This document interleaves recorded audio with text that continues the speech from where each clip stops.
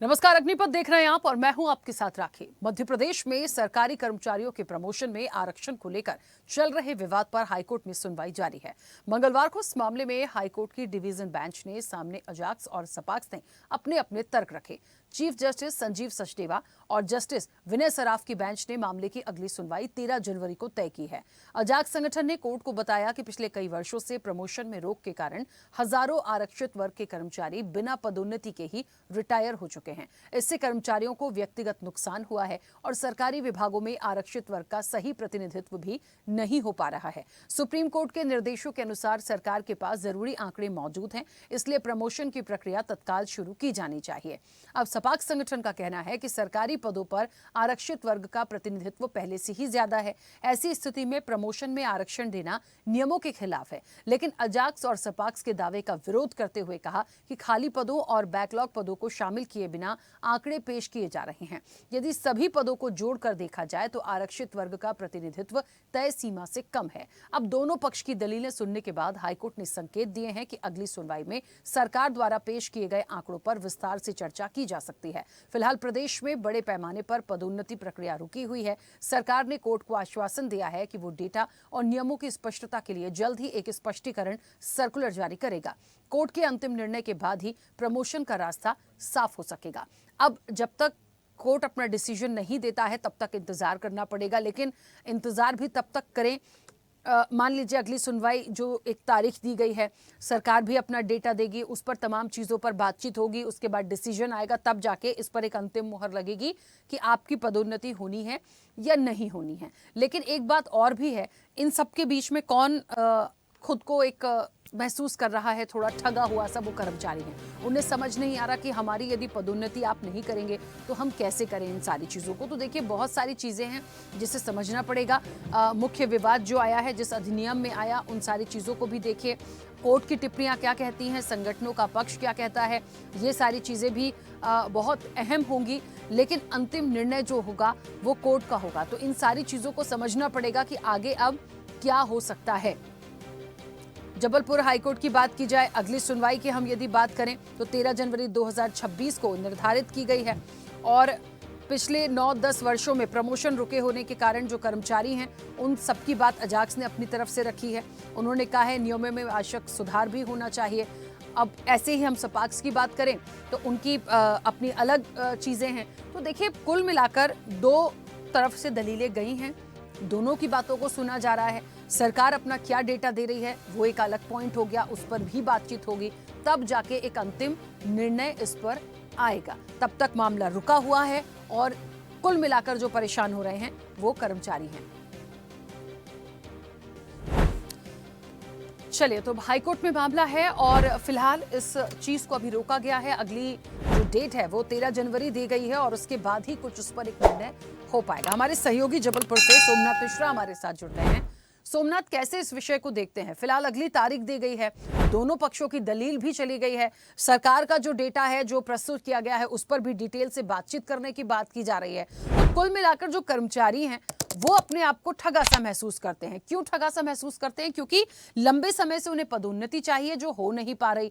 एक पक्ष कहता है कि उसकी आवश्यकता नहीं है, दूसरा पक्ष कहता है कि आवश्यकता है लेकिन ऑलरेडी पहले से चीजें हैं। तो ऐसी मझदार में जो कर्मचारी फंसे हैं, इसका निदान कैसे होना देख पा रहे हैं? देखिए, बता दें, लंबे समय से मध्य प्रदेश के जो सरकारी कर्मचारी हैं उनका आरक्षण लटक के रखा हुआ है। हाई कोर्ट और सुप्रीम कोर्ट में मामला लगातार लंबित है। अभी हाई कोर्ट में आज इसकी सुनवाई हुई, जिसमें अजाक्स और सपाक्स के द्वारा याचिका लगाई थी। दोनों ने अपने तर्क दिए कि जो कर्मचारी सरकारी कर्मचारी रिटायर हो गए हैं लेकिन उनको आरक्षण का लाभ नहीं मिल पा रहा है, और अभी भी ऐसे कई कर्मचारी हैं जो हर महीने रिटायरमेंट हो रहा है और आरक्षण का लाभ नहीं मिल पा रहा है। तो डिविजनल बेंच द्वारा सरकार के से पूछा गया है कि इसके क्या है। तो सरकार की तरफ से अधिवक्ताओं ने तर्क रखा है कि हम इसका डेटा और इसकी जो जानकारी है उसको हम कलेक्ट करने का हमें समय दिया जाए। तो कोर्ट ने 13 जनवरी को अगली सुनवाई तय की है। तो एक बड़ा मामला लगातार मध्य प्रदेश के सरकारी कर्मचारियों के लिए बना हुआ है, जिसका आरक्षण अभी तक नहीं मिल पा रहा है। उनके प्रमोशन रुके हुए हैं, उनको जो सरकार की जो उनकी नौकरी का लाभ मिलना चाहिए उनकी उसका लाभ नहीं मिल पा रहा है। तो एक बड़ी समस्या लगातार बनी है। तो अजास और सपास दोनों ने मिलकर इसमें ये तर्क लगा कोर्ट के सामने, ये बताया कि इसको जल्द से जल्द इसको बंद किया जाए, क्योंकि लगातार कर्मचारी रिटायर होते जा रहे हो, लेकिन इनको उसका लाभ नहीं मिल पा रहा है। ठीक है, कितना वक्त और मान ले, क्या लगता है सोमनाथ जी? देखिए, इस चीज को हमें यहाँ ऐसे समझना पड़ेगा कि मामला जब कभी कोर्ट में होता है और सुनवाई के लिए अगली तारीख दे दी जाती है, तो हमें इंतजार तो करना पड़ेगा उस डिसीजन के लिए। लेकिन ये मामला एक दिन का नहीं है ना, मामला काफी समय से चला आ रहा है, काफी डेटा जा चुके हैं, सरकार की तरफ से दलीलें हो चुकी हैं, दोनों पक्षों की तरफ से दलीलें हो चुकी हैं। तो इसका समाधान जो है, जो हम निकालने की एक यहाँ बात कर रहे हैं, इसमें किन चीजों को सबसे ज्यादा ध्यान में रखा जाएगा? क्योंकि दोनों ही पक्ष अपनी अपनी बात अपनी अपनी जगह पे रख रहे हैं। फिर उन सारे डेटास की भी बात हो रही है कि उनसे भी कैलकुलेशन किया जाएगा। तो किसके पक्ष में फैसला जाएगा या कैसा जाएगा, ये एक सवाल है। देखिए, अभी तक सरकार अपने स्पष्ट नहीं कर पाई है कि हमें करना क्या है। लगातार ये सरकार को स्पष्ट करना होगा कि इनको आरक्षण का लाभ देना है कि नहीं देना है। कोर्ट द्वारा जिस तरह अभी दलील दी गई है कि डेटा चाहिए, अब 13 तारीख को जो 13 जनवरी को जो सुनवाई होगी, उसमें अगर सरकार की तरफ से डेटा पेश कर दिया जाता है और जो अजास और सपास द्वारा जिस बात को लेकर याचिका लगाई गई है और बात कही गई, उन्होंने जो स्पष्ट किया है कि जो आरक्षण का लाभ मिलना चाहिए, क्योंकि जो रिटायर्ड हो गए, लगातार कर्मचारी रिटायर होते जा रहे हैं मध्य प्रदेश के कर्मचारी, और उनको इस तरह का लाभ नहीं मिल पा रहा है और ये संख्या में लगातार बढ़ोतरी हो रही। तो लगातार जो 40 साल और 42 साल की सेवा कर रहे हैं किसी उसमें सरकारी संस्थान में, और उनको लाभ नहीं मिल पा रहा। तो प्रमुख तौर पर सरकार को इसमें प्रमुख तौर पर ध्यान देना होगा, और जो 13 तारीख को सुनवाई है, इसमें अहम फैसला आने की संभावना बन सकती है। चलिए, बहुत शुक्रिया सोमनाथ जी हमारे साथ जुड़ने के लिए, पूरी बातचीत के लिए। और इस वक्त आपको बता दें कि वरिष्ठ पत्रकार रमेश शर्मा जी हमारे साथ जुड़ गए हैं। रमेश जी, बहुत स्वागत हमारे साथ चर्चा में जुड़ने के लिए। और एसएल सूर्यवंशी जुड़े हैं अजाक से हमारे साथ। एसएल सूर्यवंशी जी, आपका भी बहुत स्वागत है। मैं बात करूंगी सबसे पहले एसएल सूर्यवंशी जी आपसे, क्योंकि 13 जनवरी की तारीख अब अगली दी गई है सुनवाई के लिए। मुख्य रूप से जो प्रमोशन में आरक्षण का एक भंवर है, मैं तो इसे इसलिए भी इस तरीके से कह रही हूं क्योंकि इससे निकल नहीं पा रहे, इसका एक समाधान नहीं निकल पा रहा। तारीख मिल गई है, लेकिन सॉल्यूशन कब तक? और जो मांगे हैं, आप लोगों की अपनी एक अलग मांग है, ठीक है, और सपाक्स की अपनी एक अलग मांग है। तो दलीलें दोनों तरफ से गई हैं, लेकिन कुल मिलाकर जो एक अनहित है ना, वो कर्मचारियों का ही है बीच में। आप सभी को अजाज की ओर से नए वर्ष की शुभकामनाएं। जैसा अभी जो पूरे बता रहे थे कि डाटा सरकार ने नहीं प्रस्तुत किया है, ये शायद जानकारी अधूरी है। सरकार के पास डाटा है, और सुप्रीम कोर्ट के जो 9 जजों का बेंच का निर्णय है इंदिरा साहनी का, उसमें स्पष्ट कहा है कि जो डाटा एडुकेट रिप्रेजेंटेशन का कलेक्ट करना सरकार का सब्जेक्टिव सेटिस्फेक्शन है, इसमें कोर्ट का इंटरफेयर नहीं रहता। इसके बावजूद भी अजाक्स भी डाटा सरकार का जो था प्रस्तुत कर दिया है, जो ऑलरेडी सुप्रीम कोर्ट में डाटा प्रस्तुत है।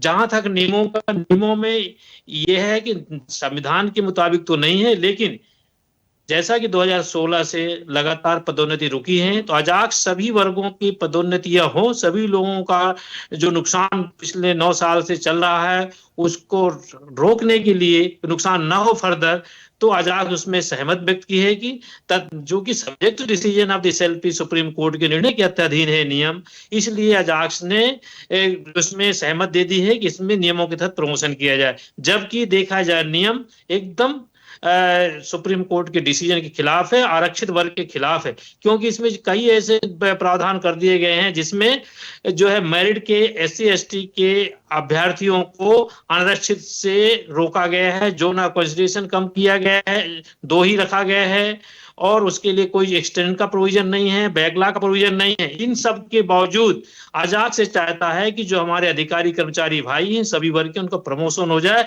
उसी हिसाब से जो है माननीय उच्च न्यायालय में वरिष्ठ अधिवक्ता डॉक्टर के.एस. चौहान ने अपनी लॉ के हिसाब से बातें रखी हैं, लेकिन सामने वाला जो बिना नियम कानून के, बिना तर्क के, कॉन्स्टिट्यूशन के खिलाफ पदोन्नति को रोकने में लगा हुआ है। 9 साल से लगातार कितने अधिकारी कर्मचारी रिटायर हो गए हैं, बेचारे आर्थिक रूप से नुकसान हो गए हैं, प्रतिष्ठा के रूप से नुकसान हुआ है।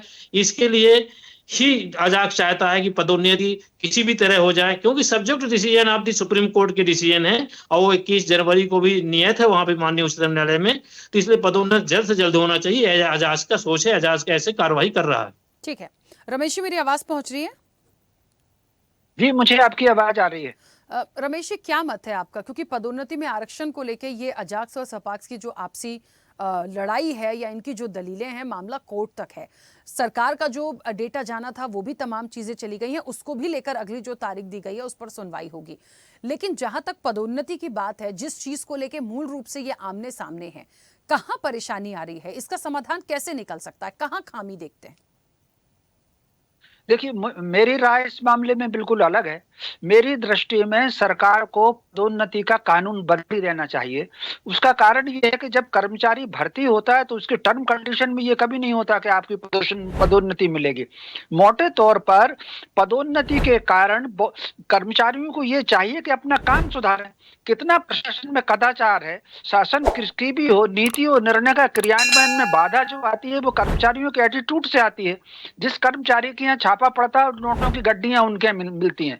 मेरी दृष्टि में तो पदोन्नति का सारा प्रावधान समाप्त कर देना चाहिए, चाहे वो अपाक्ष हो या सजाक्ष हो। भाई, मास्टर भर्ती हुआ तो मास्टर रहे, हेड मास्टर की भर्ती अलग हो, लेक्चरर की भर्ती अलग हो, डिप्टी कलेक्टर की भर्ती अलग हो, कलेक्टर की भर्ती अलग हो, तहसीलदार की भर्ती अलग हो। काय के लिए प्रमोशन दिया जाना चाहिए? भाई, जब उसका फॉर्म आता है उसमें भरते हो तो उसमें कंडीशन कहाँ होती है कि हमारा प्रमोशन मिलेगा? ये जो इस तरह बहुत सारी बातें हैं, ये कहीं ना कहीं समाज में विभेद पैदा करती हैं, एक दूसरे से दूरियां पैदा करती हैं। एक ने याचिका लगाई, दूसरा विरोध करेगा, दूसरे ने याचिका लगाई, पहला विरोध करेगा। ये समाज में विभेद करने वाली बातें हैं। तो जितनी भी समाज में विभेद करने वाली बातें हैं वो सारे प्रावधान समाप्ति होना चाहिए। जी ठीक है, हमारे साथ डॉक्टर हीरालाल त्रिवेदी भी जुड़ गए हैं, सपाक्स पार्टी का पक्ष रखेंगे, राष्ट्रीय संयोजक भी हैं। हीरालाल जी, मुझे सुन पा रहे हैं? सुन रहा हूं मैं, मेरी आवाज पहुंच रही है? आपकी आवाज पहुंच रही है। सर, मुझे ऐसा लग रहा है इस पूरे मामले में एक सपाक्स का जो मत है, आप लोगों को ऐसा लगता है कि पहले से ही प्रॉपर जो आरक्षित वर्ग है उनका प्रतिनिधित्व है, तमाम चीजें नहीं होनी चाहिए, और दूसरे साइड से पक्ष को लगता है कि हमारी पदोन्नति 9-10 सालों से नहीं हो रही है। देखिए, कुल मिला के जो कर्मचारी है ना वो परेशान है, और इन दलीलों के बीच में इसका एक समाधान निकालना बड़ा एक टफ टास्क हो गया है। हालांकि मामला कोर्ट में है, बहुत ज्यादा कुछ नहीं कह सकते, आएगा वहां से डिसीजन, लेकिन इनको कैसे बदलेंगे, इस पर एक मत क्यों नहीं हो सकते, या कोई बीच का समाधान क्यों नहीं निकल पा रहा? देखिए, ये बड़ा स्पष्ट मामला है कि जिस समय में पदोन्नति होने पर इनके पद पूरे नहीं होते थे, कम पड़ जाते थे, खाली रहते थे, उस समय तो समझ में आया कि चलो उस समय इनको पदोन्नति दे दी और इनका ये भी जो है बराबरी की संख्या में आ गए। सीधी भर्ती में टोटल मिला के एससी एसटी आरक्षण है, तो यदि 36% आरक्षण है सीधी भर्ती में, और तो ये इन्होंने 36% पदोन्नति में भी चाहते हैं। आज की तारीख में पदोन्नति में आप सभी कैडर उठा के देख लीजिए, इनका परसेंटेज 36 से लेके 63-64 तक पहुंच गया।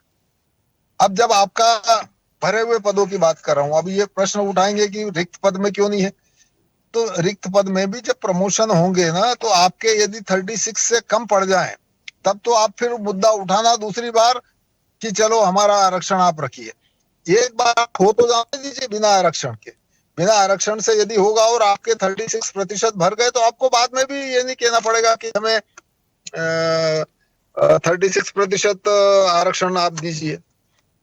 अभी स्थिति यह है कि जो सीधी भर्ती आ रही है उसमें भी 36 से ऊपर चल रहा है, और जो दूसरी भर्तियां हैं उसमें भी 36 से ऊपर है ऑलरेडी आरक्षण। तो इनका सामान्य पदोन्नति भी होगी तो इनका प्रतिशत कम नहीं पड़ेगा। लेकिन दिक्कत ये है कि पदोन्नति में आरक्षण से कोर्ट केस चल रहे हैं, भारी संख्या में कोर्टों में प्रकरण लंबित है, कर्मचारी परेशान है, अधिकारी परेशान है, और जो एसोसिएशन है वो लड़ने पे तुले हुए हैं।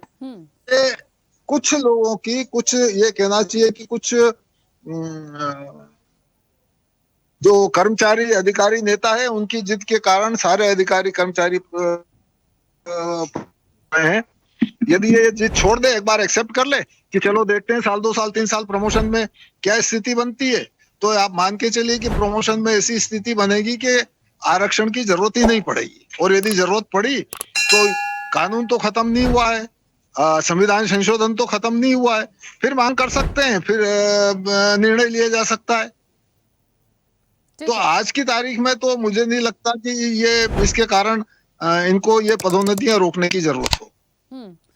क्या मत है एसएल सूर्यवंशी जी, सुन रहे होंगे आप, हो सकता है जो बात रख रहे हैं यहाँ पर हीरालाल शायद हीरालाल जी त्रिवेदी साहब को शायद पूरे आंकड़े नहीं होंगे, लेकिन जो मेरे पास जो सुप्रीम कोर्ट में सरकार ने डाटा प्रस्तुत किया है उसके हिसाब से अनुसूचित जनजाति के जो 36% होना चाहिए, मात्र जो है टोटल एवरेज जो है 18 से 20% है, और क्लास 1 में मात्र 13% है, और क्लास 2 में 18%, और ओवरऑल देखा जाए तो 21-22% है। ये शायद एक पर्टिकुलर किसी कैडर में हो सकता है, अनारक्षित कोटे में मेरिट के आधार पर सीधी भर्ती में किसी में आ गए होंगे, हो सकता है एक आध दो विभाग हो ऐसे। अभी आप देखिए माननीय उच्च न्यायालय जो राजस्थान और माननीय उच्चतम न्यायालय ने अभी हाल ही में जो है 25 दिसंबर को जो निर्णय दिया है कि जो ओपन कैटेगरी है, अनरिजर्व कैटेगरी है, ओपन फॉर द ऑल, किसी कम्युनिटी के लिए, किसी कास्ट के लिए, किसी वर्ग के लिए वो आरक्षित नहीं रहता ना, उसके लिए है। तो हो सकता है ऐसी स्थिति में किसी पर्टिकुलर एकाध विभाग में अपवाद स्वरूप हो गया हो, वो हम डिनाई नहीं कर रहे हैं, लेकिन ओवरऑल जो रिप्रेजेंटेशन है आज भी मध्य प्रदेश में 36% की जगह 21% है। और मेरा डाटा नहीं है, ये गवर्नमेंट का डाटा है जो सुप्रीम कोर्ट में ऑलरेडी फाइल है, और वो भी आरटीआई से निकाल के मध्य प्रदेश शासन से अजाक्स ने हाईकोर्ट में भी प्रस्तुत किया है। तो ओवरऑल जो रिप्रेजेंटेटिव आज भी नहीं है। आज बताइए 1950 में संविधान लागू हुआ है, हम 2025 में बैठे हुए हैं, इसके बावजूद भी रिप्रेजेंटेशन नहीं है। हम कहते हैं हम भारतीय हैं, हम कहते हैं भारतीय संस्कृति का पालन करते हैं, तो भारतीय संस्कृति क्या कहती है? यदि एक परिवार में 4 बच्चे हैं, चारों बच्चों को उस पेरेंट्स में उस परिवार की बराबर की हिस्सेदारी रहती है, चाहे कोई इंजीनियर हो, चाहे डॉक्टर हो, चाहे मजदूर हो, कोई भी हो। लेकिन उसी परिप्रेक्ष्य में जो भारतीय संविधान बना है, बराबरी के दर्जे, इक्वलिटी बिफोर द लॉ, एक आर्टिकल 14 हो, आर्टिकल 15 हो, आर्टिकल 16 हो, इनका यदि हम पालन नहीं करेंगे, आज कोई भी देश चलता है वो संविधान के नियम। ठीक है एसएल सूर्यवंशी जी, आपकी सुना मैंने आपको, भर्ती के नियम होगा, पदोन्नति होंगे जी। ठीक है आ रही आवाज? हाँ सर, ठीक है, क्योंकि समय भी हो गया है। मुझे ऐसा लगता है ये एक देखने वाली बात होगी कि कितना वक्त इन सारी चीजों में वर्तमान में सबको बराबर भागीदारी लाने के लिए ये आवश्यक है, हर स्तर में भागीदारी सुनिश्चित किया जाए। अन्यथा जो है ये देश हमारा विश्वगुरु नहीं बन सकता, विकसित देश नहीं बन सकता, प्रदेश नहीं बन सकता, जब तक सभी वर्गों का समान स्तर भागीदारी नहीं होगी। क्या डिसीजन आता है, क्योंकि अब सभी लोगों के मत, सभी लोगों की दलीलें वहां पहुंच चुकी हैं, पूरा डेटा भी है। क्या डिसीजन 13 जनवरी के बाद होता है, इस तमाम चीजों को देखेंगे। फिलहाल समय हो गया। आप सभी मेहमानों का बहुत शुक्रिया हमारे साथ जुड़ने के लिए। देखिए एक बात तो है, हाईकोर्ट में जिस तरीके से चुनौती दी गई है, पूरा मामला है, अगली तारीख 13 जनवरी तय की गई है, तो प्रमोशन में आरक्षण का ये जो पूरा मामला है, इसका रास्ता कैसे साफ होगा, कैसे ये चीजें निकलेंगी, एक बड़ा सवाल है। और इसके लिए तो अगले निर्णय जो कोर्ट की तरफ से आएगा उसी के लिए इंतजार करना पड़ेगा। चर्चा में इतना ही, बने रहिए स्वदेश न्यूज के साथ। सबसे पहले देश। ऐसे ही वीडियोस के लिए लाइक करें, शेयर करें, फॉलो करें, YouTube पर जाकर सब्सक्राइब कर बेल आइकन दबाना ना भूलें, और ताजा अपडेट्स के लिए swedeshlive.com पर जरूर जाएं।